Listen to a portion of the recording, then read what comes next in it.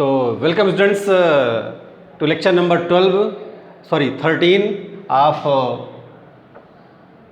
Physics chapter second force and laws of motion. Okay students, I hope you would remain well in your homes, and I think this is last topic, and after this topic we will take some numericals. Okay, so topic is law of conservation of momentum. Students, I have already described about momentum. Momentum के बारे में हम आपको पहले ही बता चुके हैं video में कि momentum क्या होता है. But one word is there, conservation. Conservation means क्या होता है? Conserve means protected. Conserved means protected means उसमें कोई चेंज नहीं होगा, ना वो बढ़ेगा ना घटेगा, एज इट इज़, जैसा है वैसा ही रहेगा. तो कंजर्व मीन्स अब हिंदी में तो इसका वर्ड होता है संरक्षित या सुरक्षित. There is no change in any physical quantity. यदि कोई चीज़ कंजर्व है, अब कंजर्वेशन पे जैसे यहाँ है law of conservation of momentum. आपने बहुत सारे इलाज पढ़ा होगा. Law of conservation of energy. Energy can not be created, can not be destroyed, energy will remain constant in this universe. इस पूरे यूनिवर्स में एनर्जी कांस्टेंट होती है, ना तो उसको आप क्रिएट कर सकते हैं ना डिस्ट्रॉय कर सकते हैं. Energy can transform its form. Energy को हम केवल ट्रांसफॉर्म कर सकते हैं. For example kinetic to potential, potential to kinetic, और light energy to heat energy, heat energy to sound energy, etcetera. Means energy का जो रूपांतरण, ट्रांसफॉर्मेशन में भी पॉसिबल. आगे आप पढ़ेंगे कि एनर्जी को हम क्या कर सकते हैं, ट्रांसफॉर्म कर सकते हैं. फॉर एग्जांपल आप देख रहे हैं कि इलेक्ट्रिसिटी है. इलेक्ट्रिसिटी क्या है? Electricity is a form of energy. अगर फैन चल रहा है, बल्ब जल रहा है, इट मीन्स फैन का काम क्या है? मैकेनिकल. तो इलेक्ट्रिसिटी यानी electrical energy converts into mechanical energy. But if bulb is glowing, यदि बल्ब जल रहा है तो इट मीन्स क्या हुआ कि electrical energy transform into light energy and heat energy. क्योंकि बल्ब जलेगा तो आपको लाइट भी मिलेगी और हीट भी मिलेगी. तो एनर्जी का यहाँ क्या हो रहा है? Transformation. This can be said that there is a law of conservation of energy. ऐसे बहुत लॉ आप केमिस्ट्री में पढ़ेंगे. Law of conservation of mass. Chemistry में जब रिएक्शन होता है, रिएक्टेंट एंड प्रोडक्ट, तो जो रिएक्टेंट का मास होगा वही प्रोडक्ट के मास के इक्वल होगा. आप केमिस्ट्री में पढ़ेंगे, वहाँ कहते हैं law of conservation of mass. Okay, similarly यहाँ पे है law of conservation of momentum. Momentum can not be created and momentum can not be destroyed. ना इसको आप बना सकते हैं, क्रिएट कर सकते हैं, और ना ही इसको डिस्ट्रॉय कर सकते हैं. Momentum will remain constant. When two और more bodies act upon one another, their total momentum remains constant. Constant means conserved, provided not external forces are acting. उसमें कोई भी एक्सटर्नल फोर्स नहीं एक्ट करेगा. यहाँ पर एक छोटा सा एग्जांपल लेंगे. मोमेंटम आप जानते हैं, मोमेंटम क्या होता है?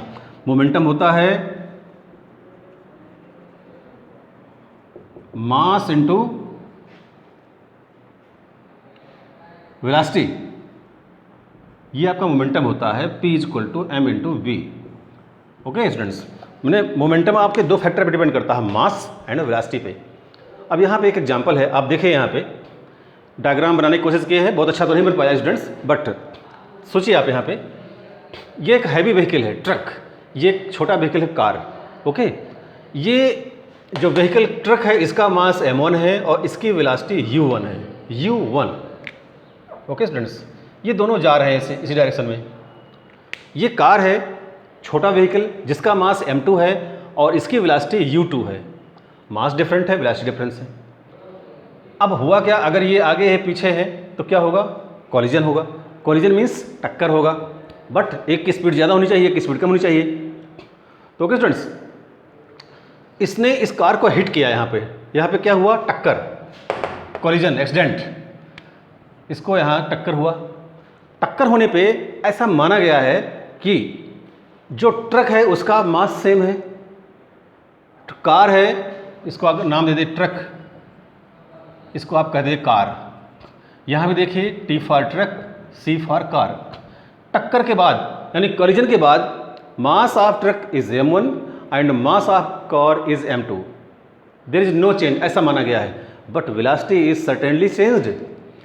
ट्रक की वेलोसिटी हो गई v1 एंड कार की वेलोसिटी हो गई v2. जब ट्रक और कार आपस में टक्कर करेंगे, इसके बाद उनकी वेलोसिटी में चेंज आएगा, सर्टेनली चेंज हुआ। But according to law of conservation of momentum, momentum before collision, ये पार्ट देखिए यहाँ पे ट्रक है, ट्रक का मोमेंटम क्या हुआ? ट्रक का मोमेंटम हुआ m1 u1 और कार का मोमेंटम m2 u2, दोनों को ऐड कर दिया, ये T for truck, C for car, तो इन दोनों का मोमेंटम बिफोर कॉलिजन ये आ गया। ओके, अब आप यहाँ देखिए, after collision T m1 v1, यहाँ पे कार ट्रक का मोमेंटम है, और C ये है आपका m2 v2।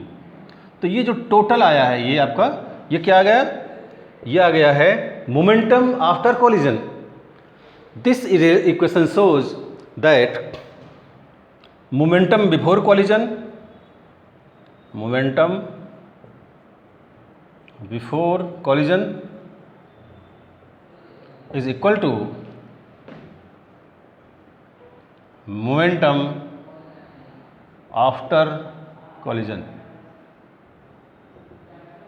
आप देखिए, इससे ये जाहिर होता है कि momentum will remain no changed, momentum में कोई चेंज नहीं हुआ। जो मोमेंटम बिफोर कॉलिजन था, टक्कर के पहले था, वही मोमेंटम कॉलिजन के बाद हुआ, टक्कर के बाद हुआ। तो this is called law of conservation of momentum. तो ये डेफिनेशन थी, और students these are the basic theories. आपके समझाने के लिए ऐसा किया गया था, इसको आप ज़रा नोट कर लें।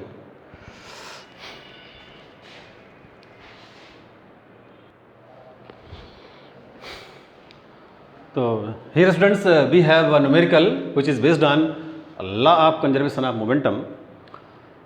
Question is student here, a bullet of mass 20 ग्राम, एक बुलेट है जो 20 ग्राम की है, moving with a speed velocity of 200 metre पर सेकंड। ये तो बुलेट का बुलेट डिस्क्राइब किया गया है। गेट एम्बेडेड, एम्बेडेड माने घुस जाना, फ्रीली सस्पेंडेड वुडन टारगेट, जो वुडन टारगेट है, लकड़ी का टारगेट है जिसको हमें फायर करना है, जिसपे वो फ्रीली सस्पेंडेड है, जिसका मास है 480 gram. Calculate the velocity of the wooden target on being hit. यहाँ पे आप देखिए, ये एक लकड़ी का टारगेट है, यहाँ पे हम फायर कर रहे हैं बुलेट, ये बुलेट है, बुलेट फायर हो गई, इस पे जा रही है, अंदर एम्बेडेड हो रही है। तो जब बुलेट को जब फायर करेंगे या बुलेट इसमें एम्बेडेड होगी, तो ये क्या होगा? ये अपनी जगह से थोड़ी डिस्टर्ब हो जाएगा, पीछे की ओर जाएगा। आपने सामने हिट किया बुलेट से, तो बुलेट का मोमेंटम है, बुलेट में मास भी है, वेलोसिटी भी है, तो जिस टारगेट को बुलेट हिट करेगी वो टारगेट भी खिसकेगा, उसी की वेलोसिटी हमें निकालनी है। तो लिखा है let velocity of wooden target on being hit be v2। अब जरा यहाँ पे समझिए कंसेप्ट। बुलेट है जिसका मास m1 है, वेलोसिटी v1 है। ये एक आप समझ लीजिए ऐसे करके है, ये एक वुडन बॉक्स है, लकड़ी का बॉक्स है, जिसका मास क्या है? इसका मास m2 है और इसकी वेलोसिटी v2 है। ओके, इन केस अब ये बुलेट फायर हुई, फायर होने के बाद बुलेट इसमें आ गई यहाँ पे, तो इसका मास बढ़ जाएगा। चूंकि जो वुडन बॉक्स था उसके अंदर बुलेट चली गई, तो इसका मास बढ़ जाएगा, और टोटल मास क्या हो जाएगा? m1 प्लस m2, यानी कि जो ये वुडन बॉक्स है, वुडन बॉक्स का मास प्लस बुलेट का मास, तो दोनों मास जुड़ जाएंगे तो टोटल मास हो जाएगा। अब बुलेट इसमें है अंदर, अब इसको पीछे जाना है, तो total mass of this wooden box including bullet and velocity of this box. तो बिफोर फायरिंग के पहले का momentum is equal to after momentum after firing. तो पहले नोट क्या करेंगे हम, गिवन क्या है? सबसे पहले देखिए गिवन, मास ऑफ बुलेट, आप इसको m1 लेट किए हैं, मास ऑफ बुलेट m1 है और इसका मास है आपका 20 ग्राम।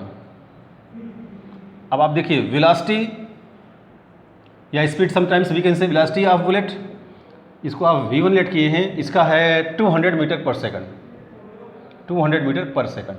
तो स्टूडेंट ये ध्यान रखिएगा, अगर मास ग्राम में तो आप वेलोसिटी कोई प्रॉब्लम नहीं है, मीटर पर सेकंड लिए हैं। ओके, अब देखिए इसका मोमेंटम क्या हो जाएगा? मोमेंटम बिफोर फायरिंग तो ये हो जाएगा m इंटू v1, यानी कि 20 इंटू 200, यानी कि आप हो जाएगा 4000 किलोग्राम मीटर पर second.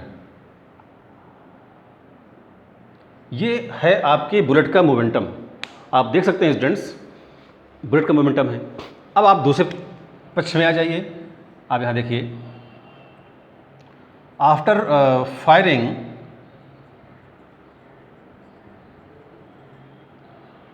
Total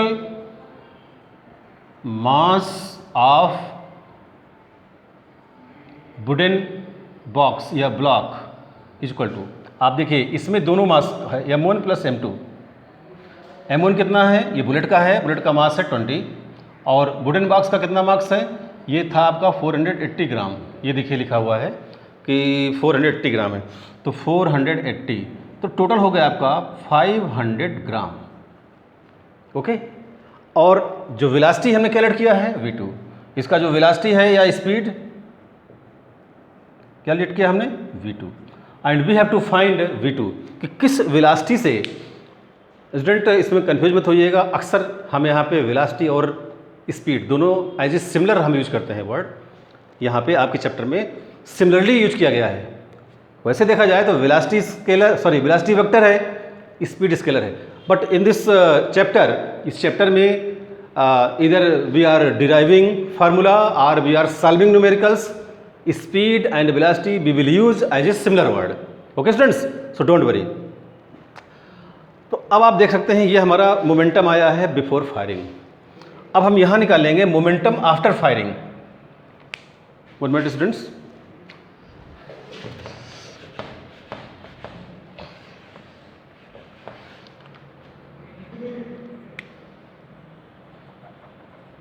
momentum after firing that is हो जाएगा total mass into v2। Total mass कितना है 500 ग्राम इंटू वेलोसिटी v2। ये है आपका total momentum, I mean momentum after firing. अब according to laws of conservation of momentum, law of conservation of momentum क्या कहता है students?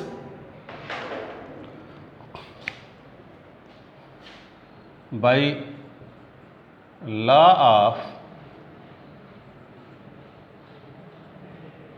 Conservation of momentum m1 v1 equal to m2 v2। ये आप ध्यान रखिएगा स्टूडेंट्स कि जो m2 है एक्चुअली क्या है, ये टोटल मास है, हम इसको mt बोल सकते हैं। mt means total mass with bullet. Okay students, तो ये है आपका, आप देखिए क्या है m1 v1, यहाँ आप देख चुके हैं m1 v1 की वैल्यू 4000। अगर आप चाहें तो इसको लिख भी सकते हैं, जैसे कि 20 ग्राम, और ये है आपका 200 मीटर पर सेकंड। बुलेट के बारे में हो गया।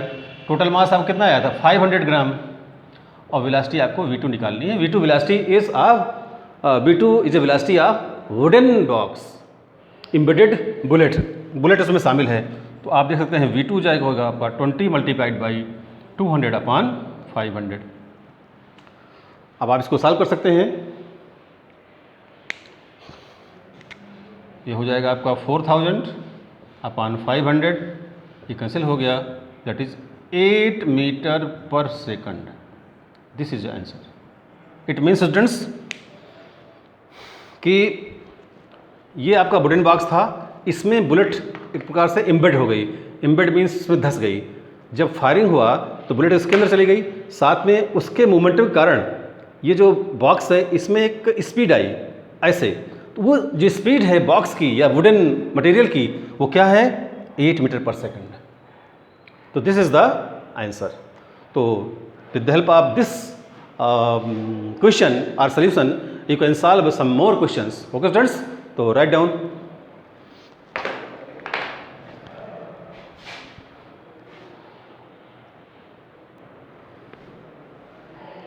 हाँ, तो students here we have two more questions which are based on previous questions which have been solved before you. आपके पहले जो इसके पहले हमने क्वेश्चन नंबर फर्स्ट सॉल्व किया है which was based on law of conservation of momentum, उसी जैसा एक क्वेश्चन है second and fourth. I hope हम इसको आपको समझाने की कोशिश कर रहे हैं और आप उम्मीद करते हैं कि आप इसको सॉल्व करेंगे। तो question second is a bullet of mass 10 gram, sorry students, a bullet of mass 10 gram moving with a velocity of 400 meters second. So this is the mass of the bullet and that one is velocity of the bullet. Get embedded, एक box से उसमें घुस जाती है in a freely suspended wooden block of mass 900 ग्राम। ये जो wooden box है उसका ग्राम, अकेले वुडन बॉक्स का 900 ग्राम है। जब आप टोटल मास निकालेंगे when बुलेट एम्बेडेड, जब बुलेट उसमें धंस जाती है तब आपको 900 प्लस 10 आपको ऐड करना पड़ेगा। What is the velocity of acquired by the block, जब फायर होगा, फायर होते ही वो बुलेट उस पर धंस जाएगी, उसके बाद मोमेंटम के कारण वो जो बॉक्स है या ब्लॉक है वो पीछे जाएगा, उसी की आपको वेलोसिटी निकालनी है। ये सेम क्वेश्चन वैसे ही जैसे जस्ट बिफोर अभी हमने सॉल्व किया क्वेश्चन नंबर फर्स्ट। तो I hope you will try. Second question, third question is a 60 gram bullet fired from 5 kg of gun. आप इसको सॉल्व करने के लिए अपनी जो भी आपके पास बुक है, NCERT हो या कोई और बुक है, उसकी हेल्प ले लीजिएगा। a 60 gram bullet fired from 5 kg of gun leaves with speed of 500 metre पर second, find the speed with which the gun recoils. Simple सी बात है कि अगर आप देखें, सपोज कीजिए ये आपका गन है और यहाँ आपकी एक बुलेट है, ऐसे हम कुछ बना सकते हैं। ओके स्टूडेंट्स, कुछ ऐसे करके है, ये गन है, यहाँ पे बुलेट है। ओके, फायर हो रही है तो बुलेट तो आपकी आगे जाएगी, ठीक है, और ये जो गन है वो पीछे की ओर जाएगी। इसमें जर्क लगेगा, JERK, जर्क मीन्स झटका। तो ये आगे जा रहा है बुलेट, गन पीछे जाएगा। मान लीजिए कि बुलेट का मास m1 है और वेलोसिटी v1 है, तो गन का मास m2 और वेलोसिटी v2, ये आपको देखना पड़ेगा। गन के मास के लिए आपको, जब ये गन के अंदर बुलेट है तो आपको ऐड करना पड़ेगा। ओके स्टूडेंट्स, बट आप इसको अभी ऐसा मत ऐड कीजिए, इसके लिए कुछ आप ज़रा बुक्स वगैरह देख लीजिएगा कैसे किया जाएगा। तो वो केस ये है कि इस गन से बुलेट फायर की जा रही है, बुलेट आगे जा रही है, गन पीछे जा रही है। सर्टेनली इसमें क्या है कि गन से बुलेट निकल चुकी है, तो जो गन का मास वही मायने रखेगा और उसी से आप सॉल्व करेंगे। यहाँ भी आप लगाएंगे law of conservation of momentum, m1 v1 is equal to m2 v2। Please try, आप इसको सॉल्व करने की कोशिश कीजिएगा और नहीं आएगा तब फिर हम आपको बताएंगे। साथ में 3 more questions to you to write and learn. Number 1, define 1 Newton force. Explain how a rocket works. Rocket works कैसे करता है? You know rocket works on the principle of Newton's third law of motion, but how explain it? If a man jumps out from boat the boat moves backward. आपने practically feel किया होगा जब आप नदी पार कर रहे होते हैं किसी बोट से, और जैसे ही बोट किनारे जाती है आप बोट से कूदते हैं, तो जैसे आप कूदे बोट से तो आपका जो फोर्स बोट को जो है बैकवर्ड मोशन में बोट पीछे की ओर भागती है और आप आगे कूद जाते हैं। ऐसा क्यों होता है? तो इसको आप एक्सप्लेन करेंगे अपने समझ से, आई होप। अब इसको आप जो है नोट कर सकते हैं, वीडियो को सब्सक्राइब कर सकते हैं, आप कर लीजिएगा, आपको अच्छे वीडियो मिलते रहेंगे। और students, I hope you will watch full video and try to understand. Okay students, तो now we will meet in next lecture and अब हम आगे मिलेंगे नेक्स्ट लेक्चर में। इट मे बी पॉसिबल कि हम नया चैप्टर शुरू कर दें या some more numericals. Okay students, तो thanks, take care of yourself. Okay.